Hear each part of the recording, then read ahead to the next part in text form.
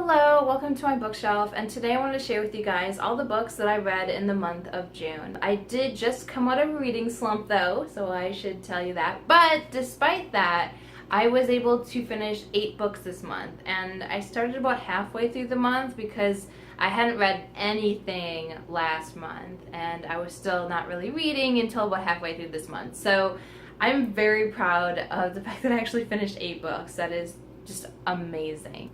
So let's just jump on in. So the first book that I finished this month was This Is Where It Ends.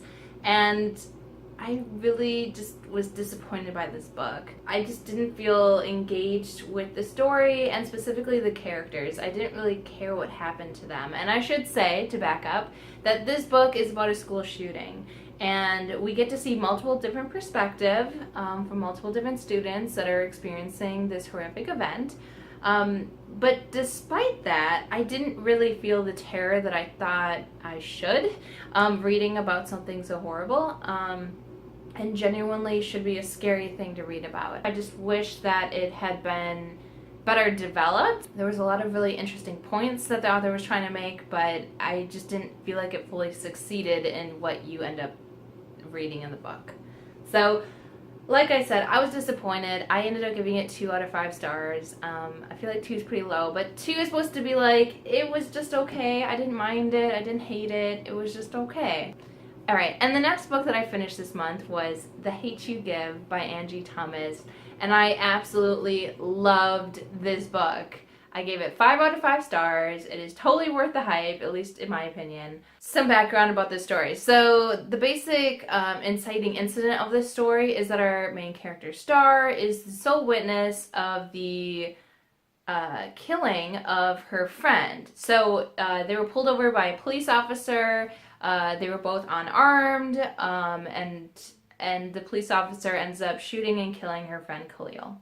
And what I like about the book is that not only do we get to see how this event affects Star, but we get to see how it affects her family and her community at large. But also, what I like about this book is that, yes, this is one very specific incident and specific issue that we're talking about, but the book also delves into other issues as well. And I think it all really works well together, and it doesn't really take the attention away too much from the inciting incident and the issue at hand, but it really complements the discussion of this issue. So ultimately this book is about what it's like to be Black in America today and some of the issues that are unique to that population and what they're struggling with because of how unfortunately American society views them. And I really I love how this book is done, and I like that it seems to invite dialogue, not just a one-sided opinion of what's going on, but really I think it does a good job of trying to give you all sides of the story. Obviously this focuses more on one side than the other, but the other side, we've heard that side so much and so often that we know it. It acknowledges it in this book, but obviously the focus is on this other side that isn't really given the attention that it should. So it's just really well done. So there's a lot of really important messages and discussion that can come out of this book. So it's just a really important book, and it's just done really well, and it's wrapped up in just a fantastic story. The characters are engaging, they feel like real people, and they're likable and enjoyable, and while we're talking about these heavy issues, we still have a fun story. You know, there's still fun moments within here. It was fantastic. 5 out of 5 stars. I will definitely be doing a review of this book separately, so you have to wait to check that out. So the next book that I finished this month was The Last Equation of Isaac Severy by Nova Jacobs.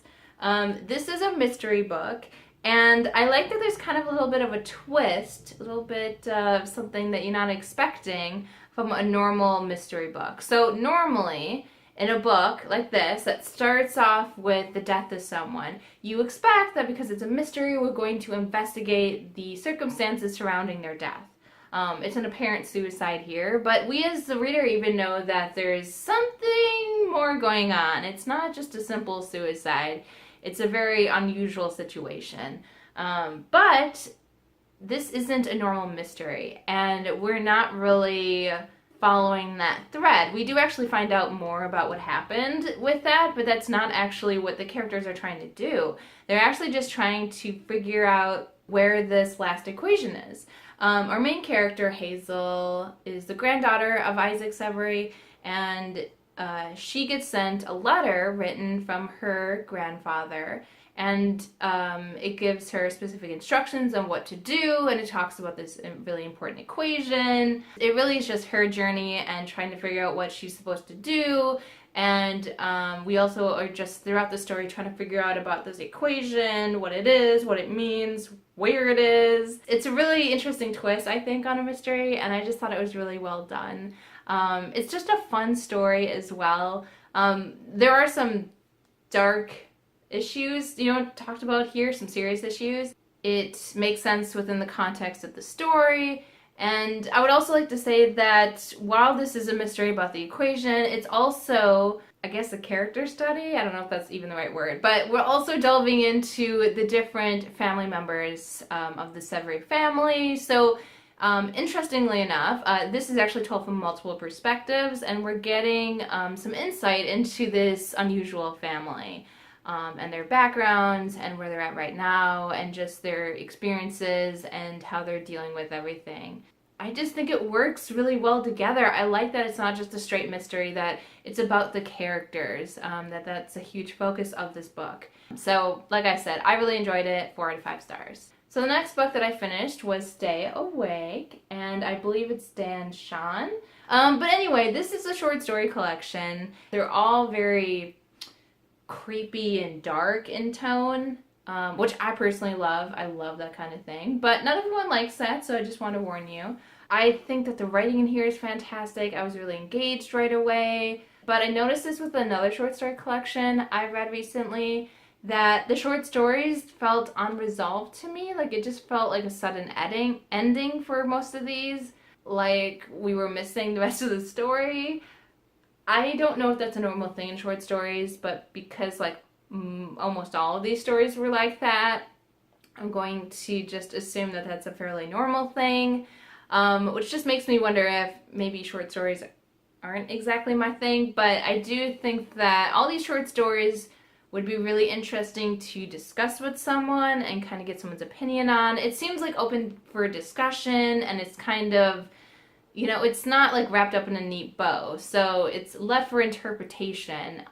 So I think you could take all these short stories in a really interesting direction, but as a reader, at least for me, I just was a little unsatisfied by the ending because of that. But some people like the ambiguity, I guess, so just something to keep in mind. So I enjoyed it, but I couldn't fully love it because of that. So I ended up giving it 3 out of 5 stars.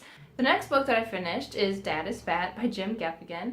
This is a really fun book. If you don't know, Jim Gaffigan is a comedian, and I listened to the audiobook, so it was read by him, and this really did kind of feel like his stand-up. So if you like his stand-up, you would definitely love this book.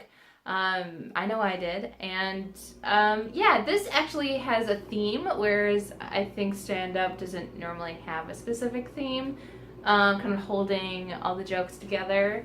This is about fatherhood, so he gives us some stories and examples of his experiences with his own father, and then most of the book, though, is about him as a father and his experiences with his kids. And so there's just a lot of really fun stories in here and some interesting insights about parenthood in general. So while we're, making jokes, there is still some good, interesting discussion being had in here as well. So I thought it was really well done. It was enjoyable. It was definitely worth a laugh. Yeah, so I gave it 3 out of 5 stars. I really enjoyed it. The next book that I finished this month was Let's Pretend This Never Happened, a mostly true memoir by Jenny Lawson. I think the title pretty much says it all. She is also really funny. This is a memoir, and she is just very unique. She has a very specific type of humor that I really attach to. but I could see how some people could be put off by her. But she just kind of tells it how she sees it. So I read her second book that she wrote, Furiously Happy. I really like that, and I like that actually more than I did like this one. But admittedly, this was the first book that she wrote, so you know, she grew as a writer. You know, this was good, but I personally thought the Furiously Happy was better. But I still enjoyed her humor and wit in here as well. It's ridiculous at times, that's kind of the whole point, but you can't make some of the stuff up, right? It's just interesting to listen to, in my case, or read. She does a great job also of like her delivery and everything. She's just really entertaining to listen to. So I definitely enjoyed the experience. So I gave it 3 out of 5 stars. The next book that I finished is Sleeping Giants by Sylvia Newman, and I absolutely love this book. I was not expecting to love it nearly as much as I did. This is science fiction.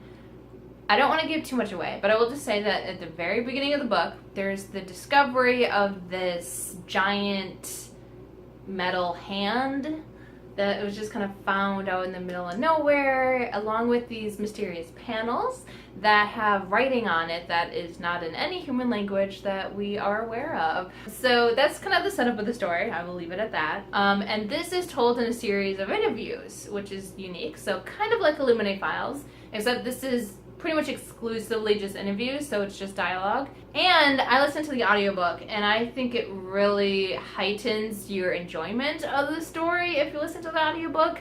It's actually just being performed by a whole cast of characters, which I think is fantastic. Each character is its own voice actor, you know what I mean? And so they're saying the dialogue together. They're performing it for you. It's kind of like a radio show back in the olden days, because you don't get any visuals, but you do get to hear them interact with each other. And honestly, it works really, really well. It really is just fantastic. So I absolutely loved it. I finished it in one day. I just thoroughly was engaged the entire time, and I really wanted to just know what was going to happen next. So I absolutely loved it. I gave it 5 out of 5 stars. I love science fiction. I love the intrigue here. And everything seemed to flow really naturally into each other. It felt very cohesive, even though they're separate interviews, like thrown together. I was very excited to see what happens next. So I have placed a hold on the audiobook. So when it is available, I will definitely be listening to it right away. All right, and the last book that I finished this month was Gemini by Jay Kristoff and Amy Kaufman. This is the sequel to the Illuminate Files. It was fantastic. I think it's everything a good sequel should be. It's both trying to do its own thing, but also continuing the story and feeling connected to the first one. So I think it does that. And I think it's also important to note, which I did not know going in, so I was slightly disappointed, at least at first, because I didn't realize that we were going to be following different characters in this book. I thought we were going to be following the same characters in the first one. So when there's different characters, it kind of threw me off. And I was kind of disappointed because obviously I really love the characters from the first one. But they won me over. And I do like that their story is different.